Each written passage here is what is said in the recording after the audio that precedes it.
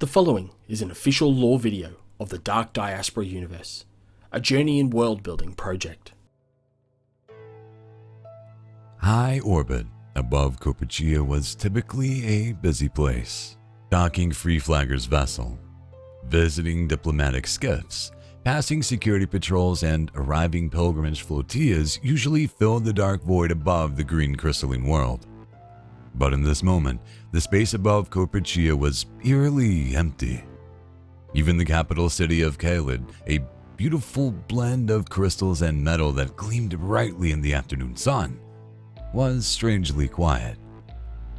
No transports, no industry, no activity at all, at least on the surface.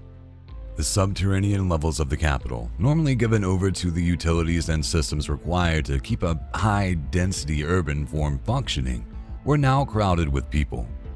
Many of them, families with children included, clutched armfuls of precious and personal belongings as they were ushered by green and yellow-robed figures towards makeshift holding areas. The underground crystal caves were never meant to serve as a bunker and refuge, but they would have to make do. It was at that moment that the empty skies above Coperchia were suddenly filled with hundreds of spacecraft emerging from FTL. And these were not the ramshackle and piecemeal retropods favored by cost-conscious free-flaggers. No, these were purpose-built combat starships, all with matching silver and red painted that glimmered in divinity's light, hulls emblazoned with the emblem of the Tarvan Covenant. Within moments of the fleet's appearance, communication screens and devices across Caelid and the wider planet were adorned with the same emblem, heralding a tinny electronic voice. Attention, heretics of Coperchia. I, Grand Deacon Marcellus, hereby charge the collective with the continued and unabated proselytization of a false religion with the wanton denials of the teachings of the Covenant. For these grave sins, and for your refusal to respond and acquiesce to previous writs of censure, Coperchia were to be subjected to orbital bombardment. You have 1 minute to communicate your surrender. Repent and be saved from certain death. May the void have mercy on your souls.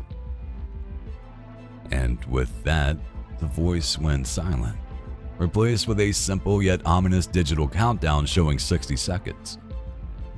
A wave of fear rippled across the hive mind of the world, tangibly affecting each and every member of the collective and causing many to cower. At their core, the residents of Coperchia were pacifists and spiritualists who dared not fight back. Yet, in the churning sea of fear and concern were islands of resoluteness, of hope, and steadfast conviction. These minds were sought out and elevated, their feelings promulgated to all linked through the great crystal network of the world. It was less than 10 seconds after the broadcast ended that the previously cowering populace of the Coperchian Resonance Collective stood up in defiant unison, their stoic and angry faces turning in the direction of the hundreds of points of light that represented the Red Fleet of the Tarvan Covenant. The response from the collective, from the world of Coperchia and all who dwelt there, was silent, wordless and invisible. Yet for the acolytes, deacons, and novices that manned the fleet, it was a response to which most would never fully recover. This is the collective. You have brought threats of war and destruction to our world. We will not surrender.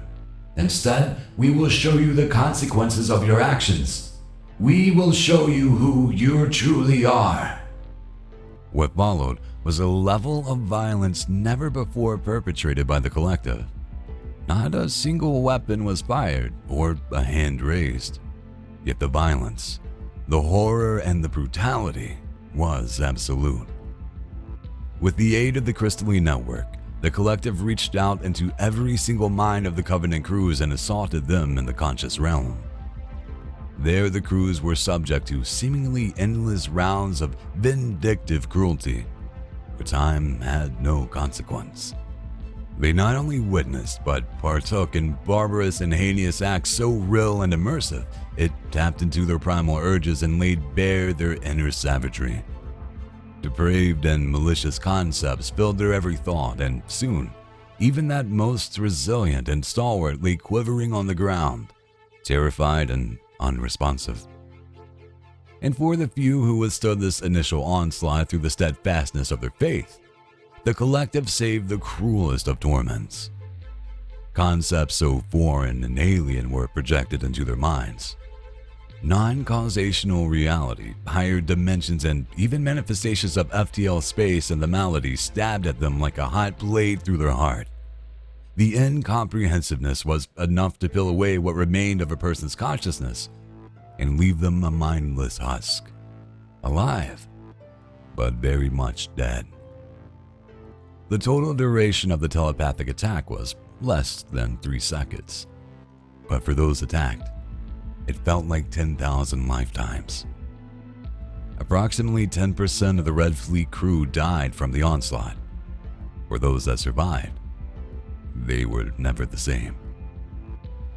Since the incident, known to history as the Covenants Conceit, not a single acolyte, deacon, or novice has ever dared to enter the Coperchia system again. Yet, to this day, those that walk the halls of the great temple of Tarvan still see that any passing reference to the residents collective of Coperchia and swear to whatever gods are out there, old and new, that the Covenant will have its revenge.